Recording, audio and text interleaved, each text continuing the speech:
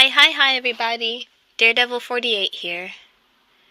First, I would like to say this is going to be a quick summary, story time, during this Speedpaint, before I play whatever music. I really didn't think I'd want to pull a story time video, because I don't have, oh no, my dog's barking. Shh.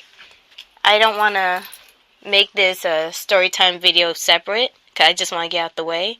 So I was like, okay, as a comeback, let me just play this story time during this speed paint while I struggled with this sketch at first. So please bear with me, listen while you watch it. Last year I wasn't too active because I was sick, and it honestly started. What this year is, 2019. It actually started in the end of the year 2017 in November and December, and I was sick for 6 months, and the reason is because of this medication I take and took. You see, I have epilepsy, or I should say had, and at the time, because I wasn't getting better with a certain one I took, which is called Depakote. We decided to try to change it to an equivalent medication called lamotrigine. I'm not going to go into my history of how these seizures went down. I mean, if you're curious, I don't mind sharing it in an actual separate video. If anyone's out there who has some kind of illness and want to have a story time with that, I do not mind sharing it. I'm not ashamed of it or shy or whatever, but I will not go into it in this one. I'm trying to make it short because it is a speed paint video. But I had taken basically, was it 2 pills in the morning and 3 at night with my Depakote? I can't even remember because it was so long ago. And basically, whatever levels I was with Depakote on, I had to reach the same levels with our lamotrigine before I can take it off. Because if I immediately took both medications at the same level, basically something really bad would happen. It's like, they said I would have I can't remember the word. I know I sound like a child. Basically, I would have a very bad time if I can cut it short. So, gosh. So, as I started to take the lamotrigine, we had to take it real slow. I believe it was every 2 weeks, I would take an up dosage of this lamotrigine. Okay, this week you take 25 milligrams. Next week we'll do 50, and so forth. Or was it every 2 weeks I upped it? I can't remember. Again, I'm sorry, I have a horrible memory. I'm really trying not to make this longer than it needs to be. And by the time it would reach the same, wherever levels of Depakote I was on, that's when they would start to take off the Depakote. And really slowly. Okay, it's okay, we reached the same levels, now we'll take off one pill and then the other one and such. So basically, in November 2017, I was not feeling good once in a blue moon. It's really sad because I was fighting to get 2 weeks off of work. And then I finally got it, and that was the time I actually got sick. And I was so upset. I was here eating ramen noodles and drinking tea. And I was like, dang, how did I get sick? I don't get sick. I got the flu. What the heck? Because I get my vaccines every year. And I do not get sick in wintertime, okay? I do not. I only get sick in the summertime because I'm sensitive to heat. So, I was here thinking I got the flu. And I'm just thinking because I work in retail, everyone was sick all the time, just caught something. And so I was miserable. Not to mention, I was just here I wasted my vacation time. And I couldn't eat anything. Everything I ate, I threw up. So, we're here okay.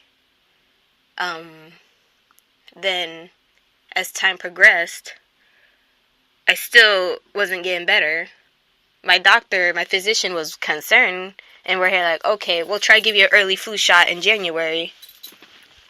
And so January comes around.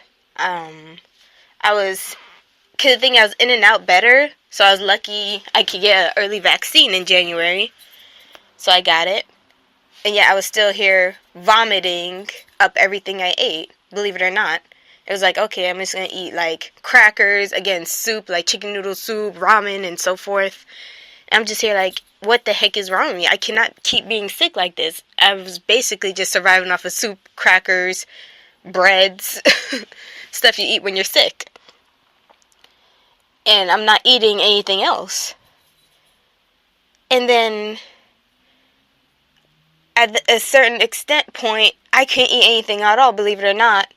I can't even drink water.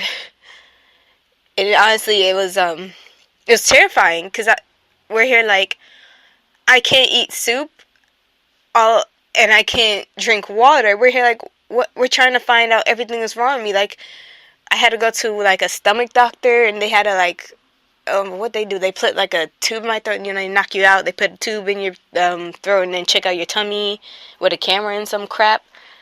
And they're here like, her stomach's definitely like, what is it, like irritated or something from all the vomiting, but she's fine. They're here telling me just eat like fruits and stuff to like help me, and I'm here like, I can't eat them stuff. Like, you found nothing wrong with me. It just, obviously my stomach's messed up because I was vomiting, but nothing was down there. And everyone's scared, and it's really sad because like, I was here in the spring semester taking like one class in my college, and my poor teacher is here watching me basically thin away. Like, she even said it. She was here so concerned. And oh my God, I was not getting extra help classes. Like, she was so kind to me to, like, spare me extra time and help me with everything. Because, like, she can see there was something severely wrong with me. And, I was just so grateful. Like, everyone, my friends, my family, my mom's coworkers were terrified because they hear like, your daughter is not eating, she can't eat, she just keeps vomiting. Like, at times at night, even when I was sleeping, I'd wake up like at 3 a.m. just consistently vomiting and not even drinking water. Obviously, you have to drink water, like, stay hydrated. I couldn't drink nothing. I was just here surviving on tea, and oh my God, I was so scared it was going to mess up my teeth. My mom had tried Jell-O, because it has some type of water material in it.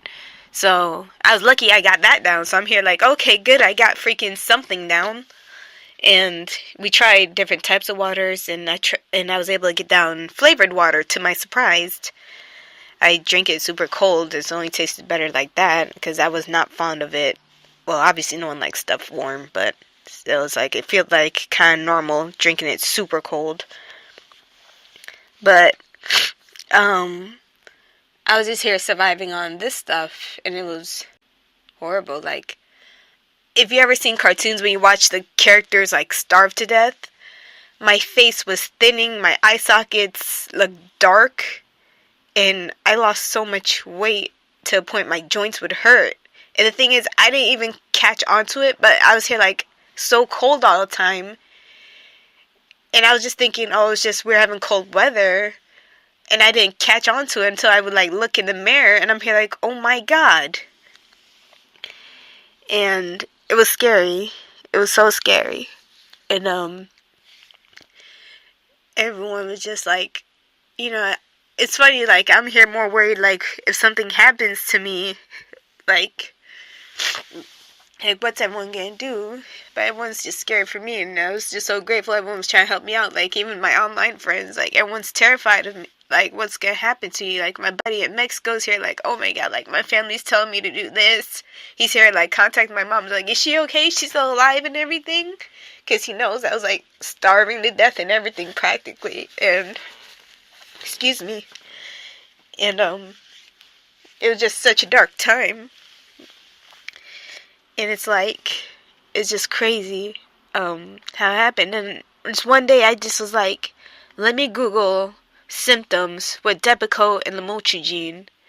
like the bad symptoms, you know, like that you don't see on bottles with this stuff, like you hear in the commercials, like if you get this and that, like contact your doctor. Because even my poor neurologist doctor did not know about this kind of collision that happened. I believe that's the word. So I googled it, like negative side effects with this and that, what happens when you take them together and so forth. Both of them had the same dang near negative side effects, like they vomiting, nauseousness, fevers, and so forth. And I'm here like, everything I had it all. And with taking both of them, I'm here like, this is why I can't eat, because I'm having all these side effects combined together. Like, it's not just one causing minor, it's both of them. They're going against each other here, ruining me.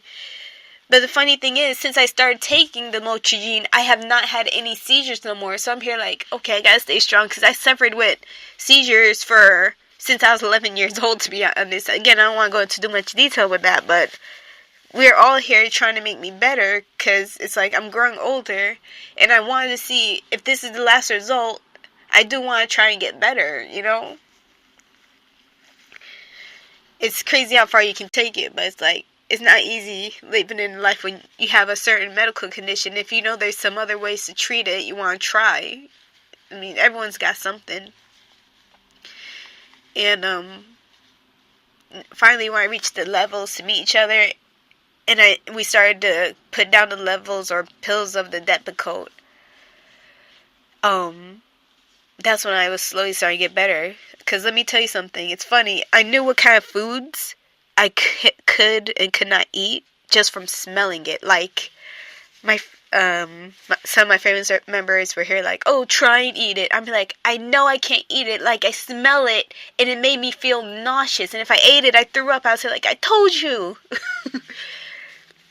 It's like, I cannot force it down. My body literally will reject it. Excuse me. Gosh, I'm actually crying. Jesus Christ.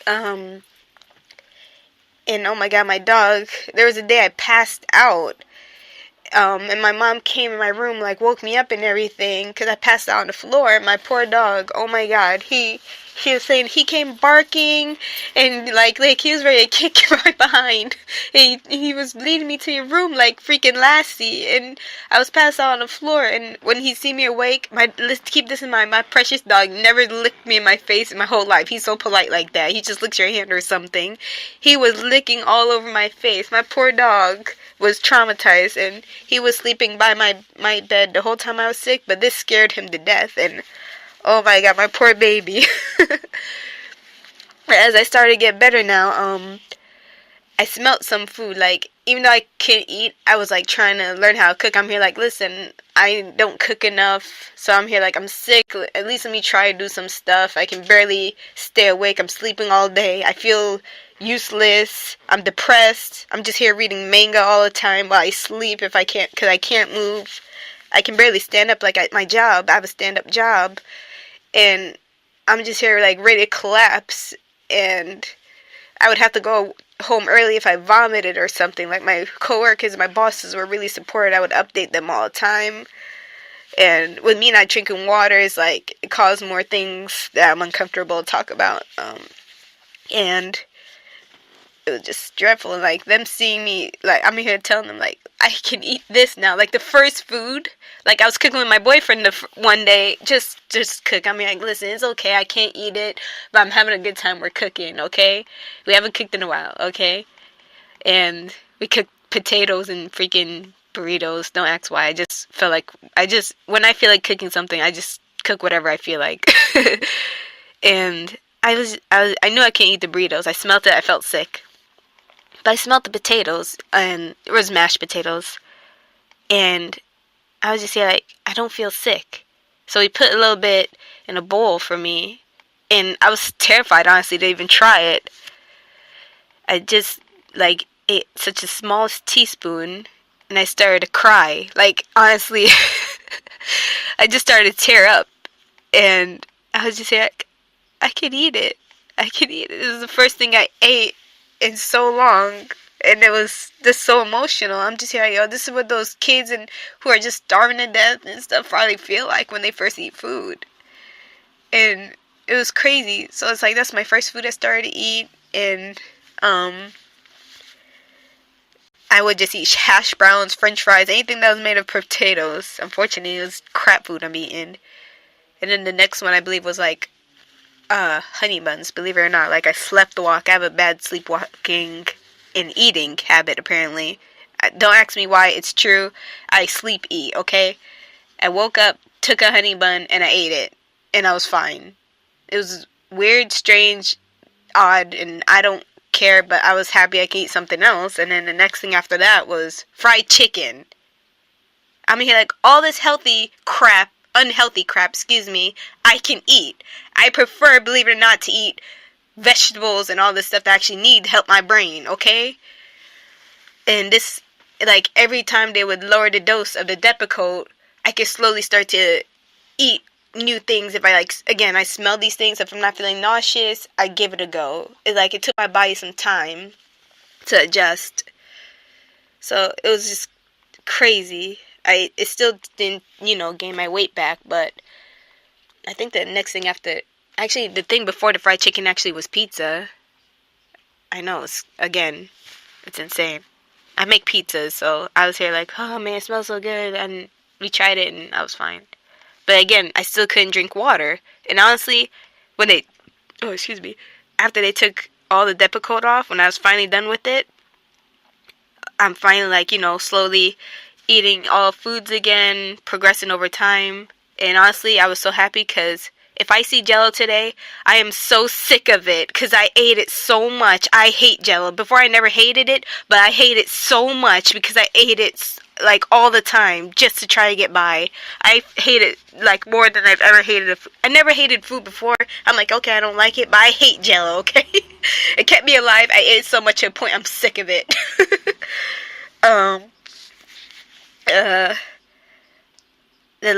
After finally, like, eating everything that I usually eat, per se, I was so terrified to try water, because water made me vomit the most. Like, it hurt my chest, like, it felt like I was vomiting right out my heart.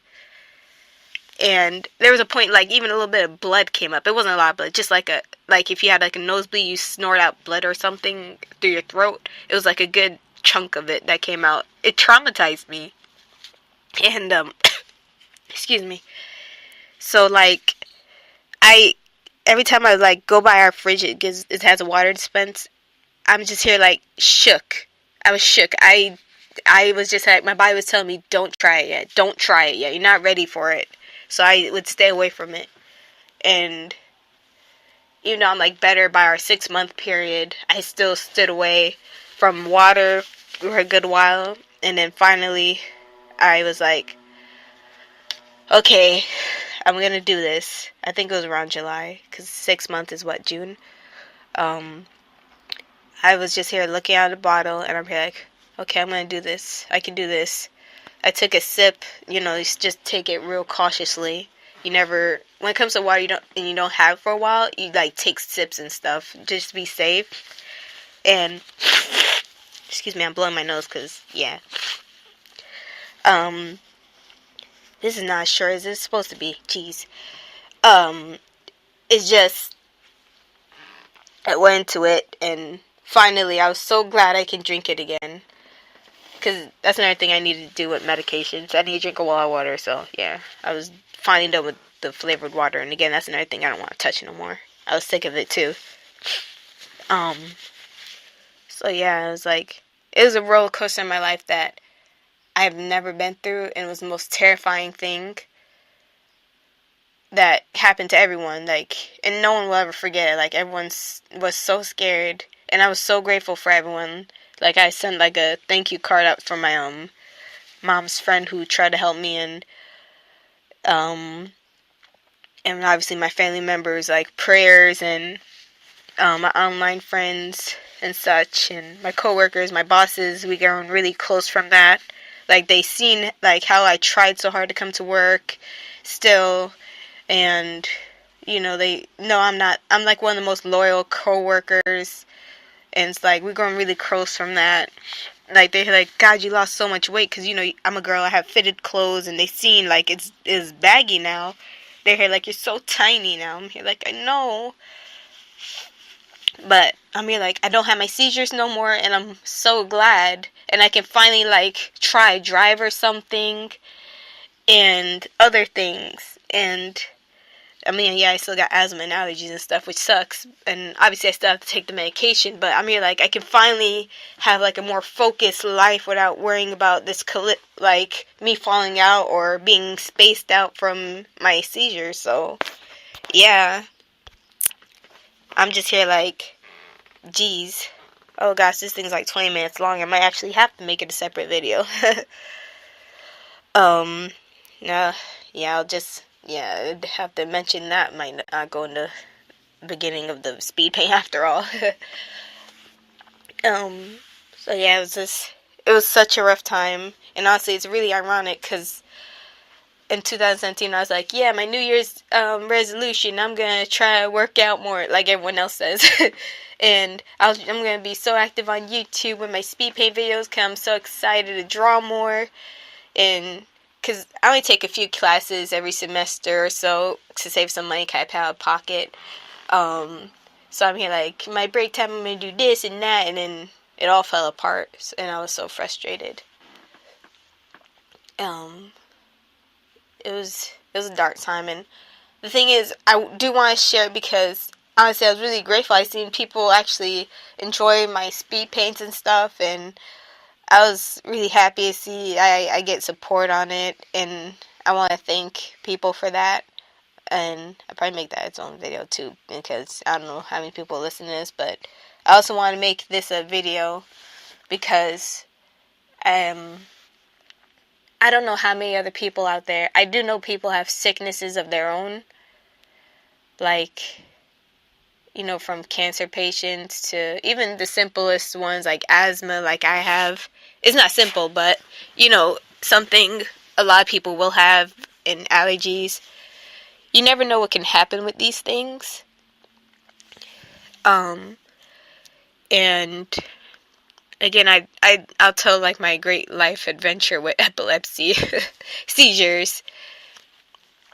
It's like, I'm not trying to make it super depressing, because it's like, oh God, will ruin the mood, but sometimes it's good to know these things because people don't know. Like, I didn't even think about looking up reactions to these medications, like colliding together to what can happen. And only a few people had like I believe it was a forum I found it on, to say, yo, I have this and so, and blah, blah, blah.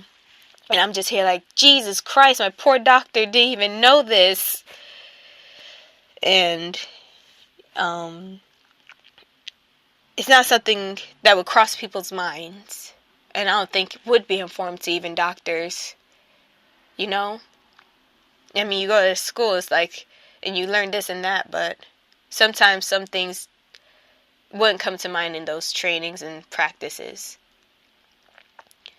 Some things you have to find out on your own from experiences. And I'm just here like, the whole time I stayed positive. And that's all I really would say to everyone who has something. Obviously, you can never promise the outcome, but you know how everyone says YOLO, but it's true. You only live once, and you want to live every second as best as you can. Like I said, I can't eat food, but I still wanted to cook and, you know, try to be as active. I want to see people still smiling. I still wanted to say hello and check up on my friends. I still wanted to try to be me, even though I was sleeping most of the day. I was just so sad I had to, you know, still be a patient. Like, I hate the doctors. I always hated the doctors. Kelly's been there a lot. I like my doctors, but I hate visiting hospitals and all that crap. But, it was just, I just hated it. And, of course, my poor dog's sad. And I'm sure a lot of people probably feel like this sometimes, like, feel a little bit of a bother. But it's like, people do care about you and all that stuff. And it's just, I feel like it would be good to share something like this. Like, one, in due respects to my inactivity, and maybe it'd be good experience to stay positive no matter what happens in life. Because things do happen and you'll never know. And just, don't take life for granted, okay? Thank you for listening. And again, I'm sorry if it sounds kind of depressing and stuff, but still, it is something good to share for whoever has this and that happening in their life. But me personally, my goal with my art is to show the balance of negative to be a positive as much as possible. And thank you again for listening and your patience. I appreciate it greatly. I do go to school, so when I do go, that's obviously obvious for my inactivity, but that was the prior to it last year and so forth. So thank you for everything, and I appreciate, everything, comments, whatever I was given at the time when I was even there. So thank you all. Anyway, I am going to try to be active again since I am much better and so forth. And, this year, again, the same resolution. And kicking back up on my feet and so forth. So, thank you very much. And I don't think anything revolving around my medications will happen again. More or less, hopefully. So, yeah. Anyway, you all take good care of yourselves, especially medically wise. Like, keep in mind my words to always stay positive, because that's what we look for around here, okay? Personally, me. I always like to hear how people are doing. I always hope the best. And no matter what happens, know for yourself that everything's going to be okay at some point. No matter what happens. So yeah, thank you, and stay in touch with whatever goes on over here. I don't know, I plan things randomly. Yeah. So bye for now. Thank you. Thank you for listening.